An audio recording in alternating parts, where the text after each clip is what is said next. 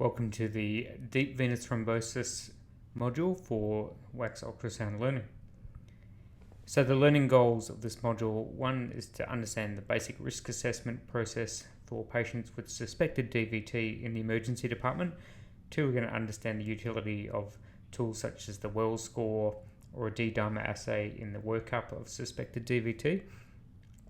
We'll talk a little bit about the sonographic anatomy of the venous system in the lower limb. And then we'll also talk about the basic protocol for completing a compression ultrasound of the major veins of the lower limb. Now, it should be clear that we're only talking about vessels down to the level of the popliteal fossa. We're not going to be scanning specifically below knee for DVTs. Number 5, we're going to be aware of the limitations of ED ultrasound, particularly when it comes to the below knee DVT and the management of those. And we will also be talking about some common differential diagnoses for DVT in the lower limbs and how they look on ultrasound and how they fit into our diagnostic algorithm. Last of all, we're going to understand how we can use ultrasound to modify the management for suspected DVT in terms of risk assessment, empirical anticoagulation, and when and where we should then proceed to get formal Doppler ultrasound exams done. Alright, let's move on. So, whenever you're working up a patient with a DVT, you probably need to do some sort of a basic risk assessment before you advance any further. Now, you can do this by a number of tools such as the Wells score system, which is very well validated. However, clinical gestalt and your own senior doctor bedside assessment is pretty good for saying, yes, I think this is a high-risk patient, or one that I think I can exclude DVT. In the Wells scoring system, we say people with 0 or 1 point on the Wells score are potentially excludable with a D-dimer, whereas those that have 2 or more are sort of in that moderate to high risk group. And then there are some patients that have high risk features who you really can't go about excluding with either this score or a D-dimer assay. So we'll talk a bit about that. All right, let's talk a little bit about the sonographic anatomy for the DVT system. So we tend to scan patients from the external iliac vein right up in the groin crease where it dives down into the pelvic bowl just in front of the femoral head and acetabulum. We usually try and get a long picture of that, which is this first image here with the color Doppler on the screen, and we try and show the flow in that vessel with color Doppler so that we can assure ourselves that there is actually good flow there.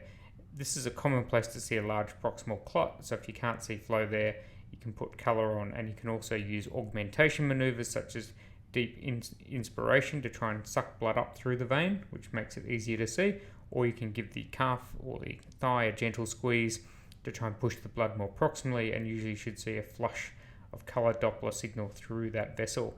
This can be a little bit tricky to line up. It's not vertical, it's on that sort of diagonal axis as it crosses over the hip into join towards the IVC.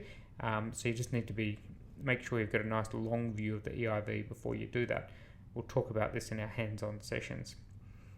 Now, for the rest of the examination, we're going to be getting a transverse image of each of the major segments of the vein as we go down from the groin all the way down to the popliteal fossa.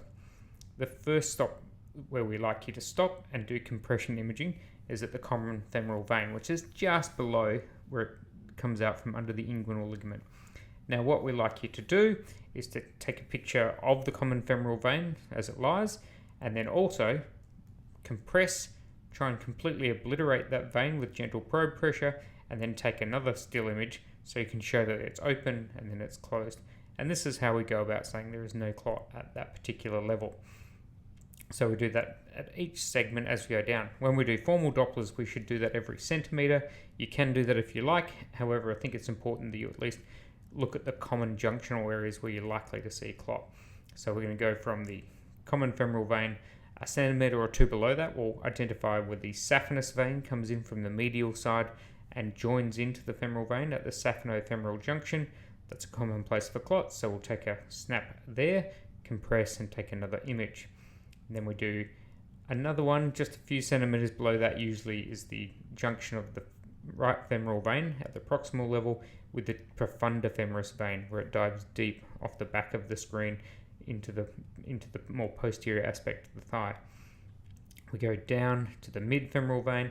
If you follow the femur, the veins usually just lie just on the medial side of the femur, and sometimes you need to roll the probe around more onto the medial side in order to be able to adequately see and compress the veins as you go down towards the knee. So we keep doing this all the way down until we get to the distal femoral vein, and we take another compression image there. Once we've done all of that, the vein gets very difficult to see as it dives through the adductor canal, but then we look at the back of the popliteal fossa and take one or two slices through the popliteal fossa, vein open and compression to show that yes, there is good compressibility and no clot. Now, once you get below the popliteal fossa, the veins branch quite dramatically, so you get a trifurcation and then you get some superficial veins coming off as well.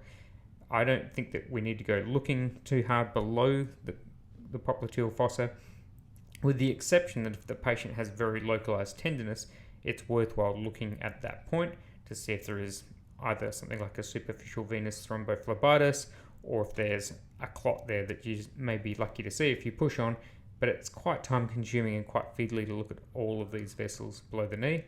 And these ones that are below the knee are generally small. They can extend to become more problematic, but you've got time on your side.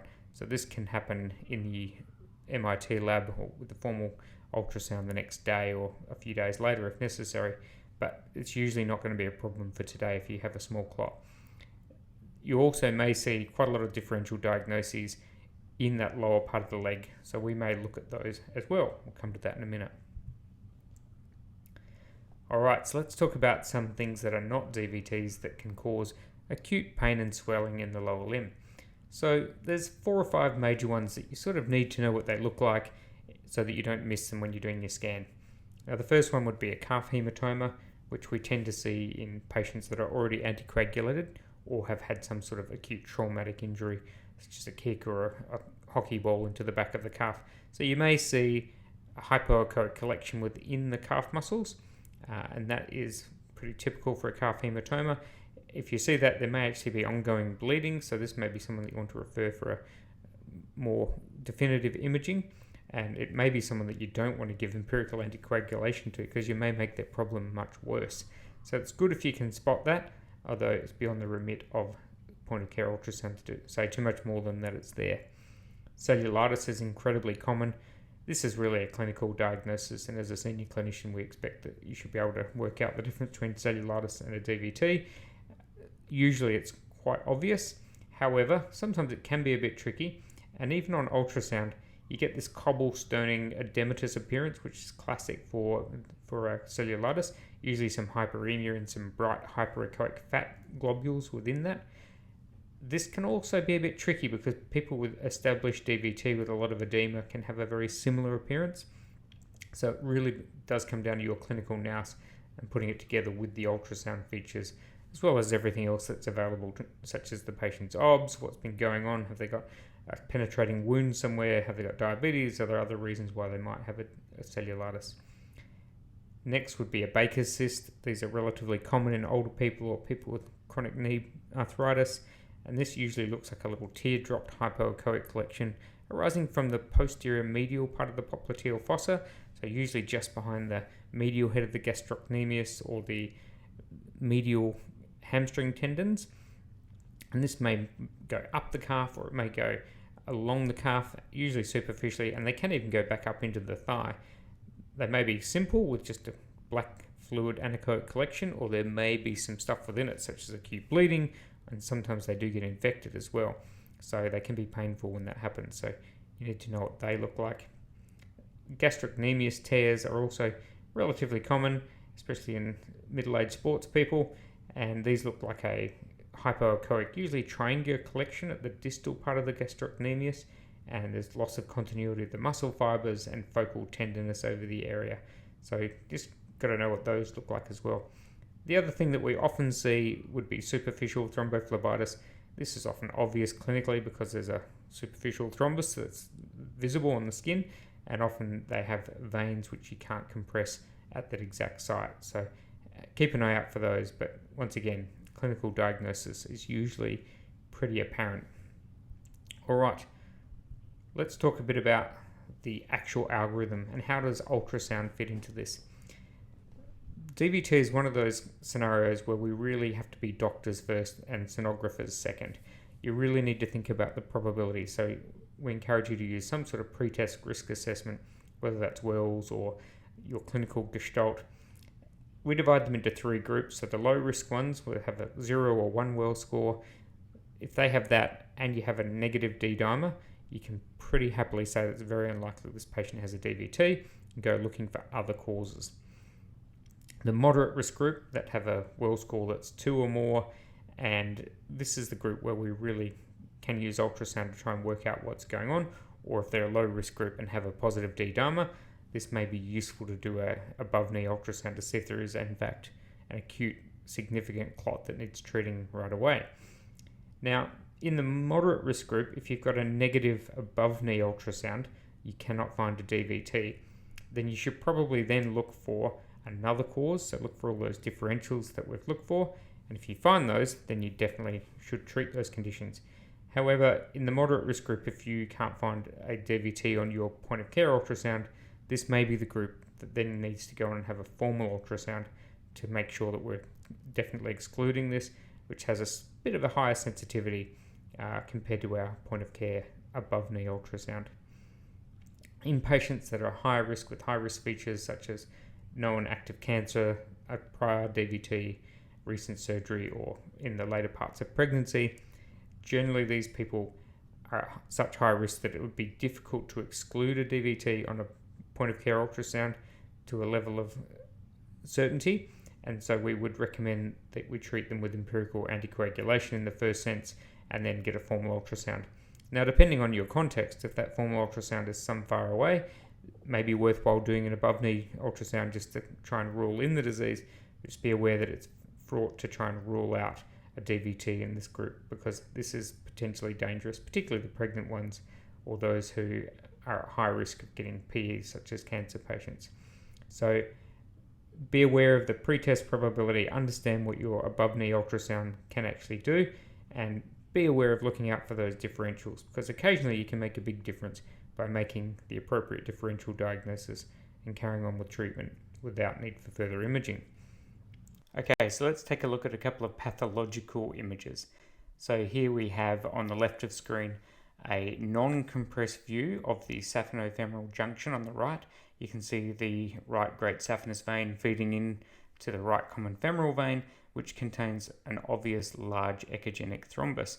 And then when on the right of screen we've compressed the image, you can see that the saphenous vein itself is compressing, but the common femoral vein is not, and still contains this large echogenic thrombus. So that's pretty obvious to see with the naked eye. You probably won't miss that one, although sometimes you need to be careful because lymph nodes and other infections can look very similar, so just make sure you know what you're looking at. Let's have a look at the next image. And this one's a bit more subtle. So this is taken in the popliteal vein, which is a little bit deeper sometimes and a bit harder to compress. And you can see the popliteal vein on the left of screen there is a nice round black. There's no internal echogenicity to it. And when the operator here has compressed the image, you can see that it's not really compressing. You can see the artery line adjacent to it. And if you're squeezing hard enough that the artery is starting to indent and the vein is not, that tells you that you're applying more than enough pressure. And this is a positive. So you need to then stop, put the probe down and treat it as a DVT, get a formal scan, make sure that you know what you're looking at. It can sometimes be useful to try and look at the vein in long axis, although that can be a bit tricky. If you can see the head of the clot, then that makes the diagnosis. Alright, so there's a couple of pathological clips just so you know what you're looking for and what to train your eye to look out for. Okay, see you later.